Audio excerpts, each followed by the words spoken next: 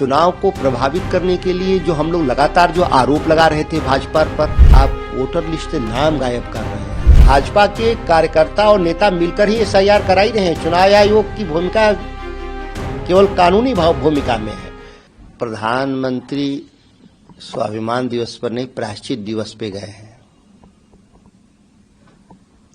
सोमनाथ की मंदिर का पुनर्निर्माण भारत राष्ट्र के उन तमाम लोगों के सहयोग से बना जिसमें मोदी जी और मोदी जी की पार्टी की कोई भूमिका नहीं रहा है।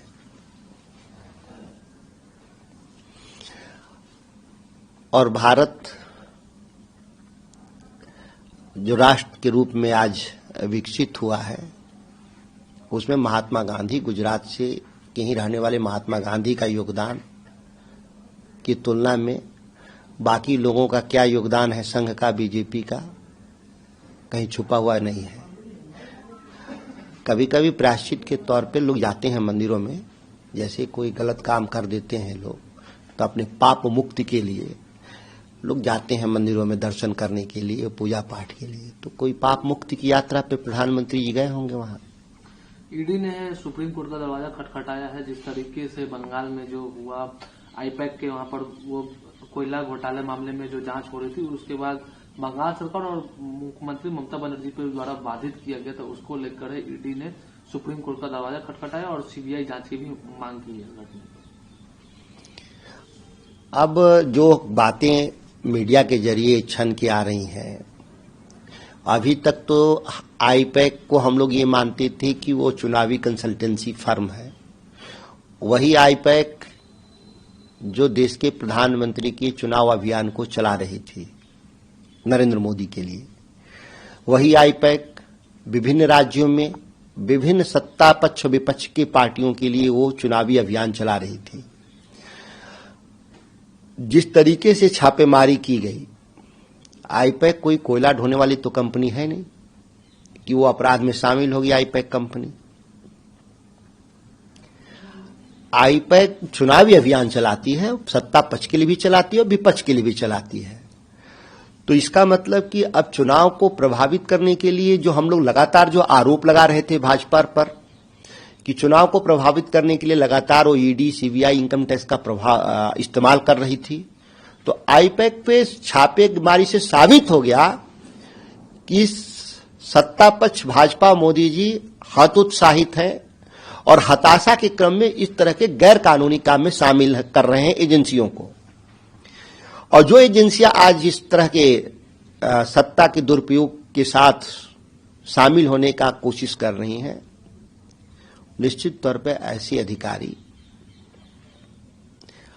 का कुकृत है, उनके कृत भ्रष्टाचार की श्रेणी में माना जाना चाहिए। Mamata Banerjee chief election commission को पत्र भी लिखा और कहा है कि पश्चिम बंगाल में जो एसआईआर के दौरान है वो प्रवासी श्रमिक है, उनके प्रति असंवेदनशीलता को दर्शाया जा रहा है। बिहार में भी यही हुआ था, आप देखे, जो कल आज बंगाल में हो रहा है, यूपी में हो रहा है, कल अन्य राज्यों में भी होगा। देश का संविधान कहता है कि हर व्यक्ति मताधिकार का अधिकार रखता है और कानून कहता है कि उसको यह तय करने का अधिकार है कि वोट कहां देना चाहता है। वो बंगाल का आदमी है तो बंगाल में रह के वोट देना चाहता है, कि बंगाल का आदमी मद्रास में रहकर वोट देना चाहता है, उसका विवेकाधिकार है, यह चुनाव आयोग का नहीं है। आप वेरिफिकेशन के नाम पर आप वोटर लिस्ट से नाम गायब कर रहे हैं और कल के दिन उसी वोटर लिस्ट में नाम नहीं होने के नाम पर किसी व्यक्ति को आप भारत का नागरिक भी मानने से इंकार कर सकते हैं। तो यह जो रवैया चुनाव आयोग का है, यह संविधान विरोधी रवैया है और यह कुकृत्य के खिलाफ हम लोग माननीय सुप्रीम कोर्ट में गए हैं, जिसका भी फैसला आना बाकी भी है। तो माननीय सुप्रीम कोर्ट के फैसले का भी इंतजार है सभी लोगों को।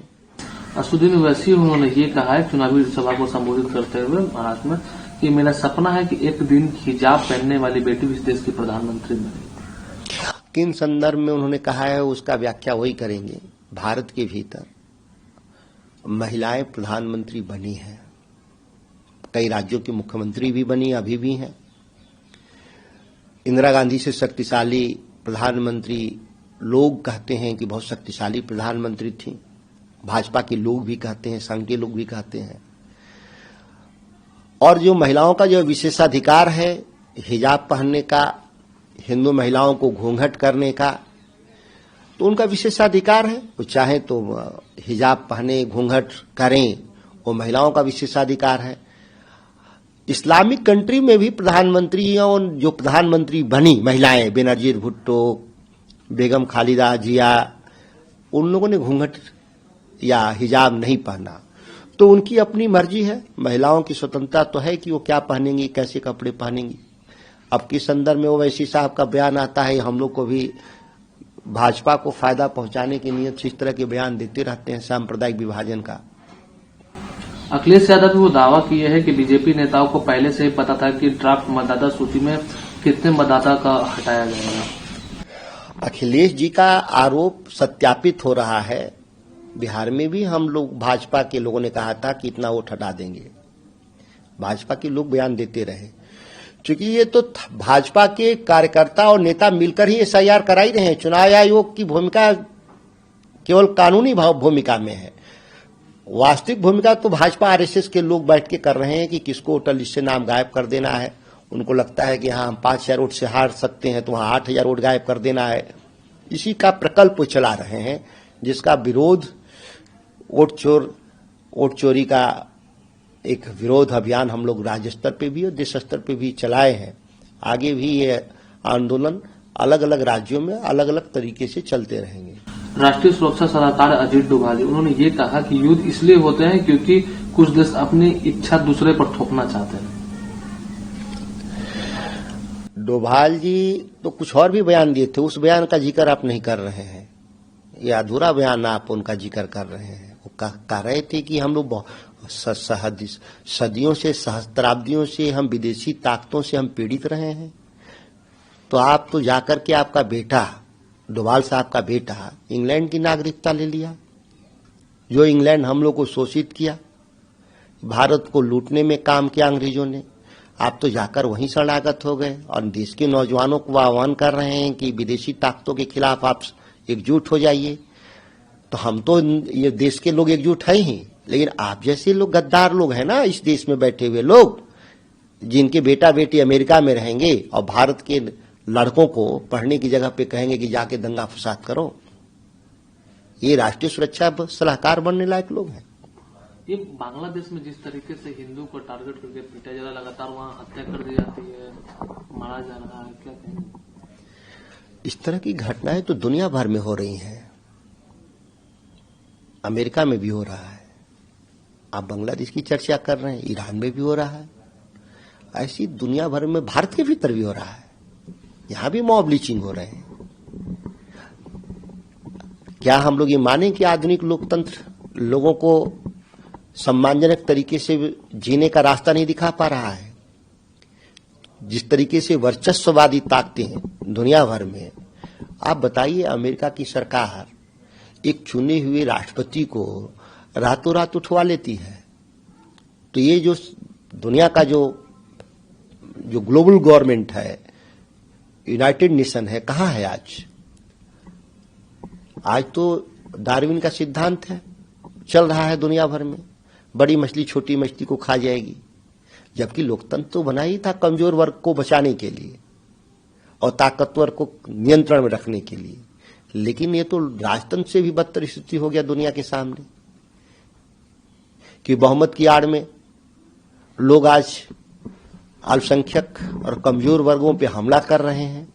जिन सरकारों से उम्मीद थी कि वो सम्मान दिलवाएंगे कमजोर वर्ग के लोगों को, अल्पसंख्यक वर्ग के लोगों को, भारत के भीतर भी हो रहा है। यहां भी वही काम कर रहे हैं लोग, बांग्लादेश में भी वही काम हो रहा है, अमेरिका में भी, या सबसे जो इसको आधुनिक राष्ट्र मानते हैं वहां भी यही काम हो रहा है। जी, केसी त्यागी, उन्होंने नीतीश कुमार पर लिखा है कि भारत रत्न देने की मांग की थी नीतीश कुमार को। बात कर रहे हैं, आप देखिए कौन रत्न उनको मिलेगा हम नहीं जानते। रत्न तो है ही, 20 साल से एक बीमार मुख्यमंत्री बिहार में, तो रत्न तो मिलना ही चाहिए। कौन रत्न देगा, लोग क्या उनके लिए डिफाइंड होगा हम तो नहीं जानते। हो सकता है कि उनको नोबेल प्राइज भी मिल सकता है नीतीश कुमार को। अच्छा, ये तेज प्रताप यादव है, वो लगातार देख रहे हैं कि उनके एनडीए से है वो नजदीकियां बढ़ रही है, एनडीए के तमाम नेताओं को है वो जाकर न्योता दे रहे हैं दहीपुरा वोट का। आपको भी मिला क्या न्योता? तेज प्रताप जी एक पार्टी के नेता हैं, एक पार्टी के वो अध्यक्ष भी हैं, चुनाव भी लड़े हैं, उनकी दल से लोग लड़ाए भी गए हैं। तो उनकी पार्टी क्या करेगी, कैसे करेंगे, उनकी पार्टी के प्रवक्ता बताएंगे, नेता बताएंगे। हम लोग को तो कोई जानकारी नहीं इस विषय में। आपको न्योता मिला कि नहीं? मुझे तो ऐसे भी कोई न्योता नहीं देता है। तो जानता है कि मैं राष्ट्रीय जनता दल का सिपाही हूँ, इसीलिए मुझे कोई न्योता नहीं देता। जी, राव जवेरी कोर्ट ने जिस तरीके से जो फैसला सुनाया लैंड फॉर जॉब मामले में, क्या कहेंगे लालू यादव और आपने? देखिए, पहले आप मीडिया के बंधु हैं, फैसला तो नहीं सुनाया है। एडमिट केस को करना और फैसला सुनाना दोनों अलग, जजमेंट नहीं है, एडमिशन है। केस को एडमिट किया है इन्होंने।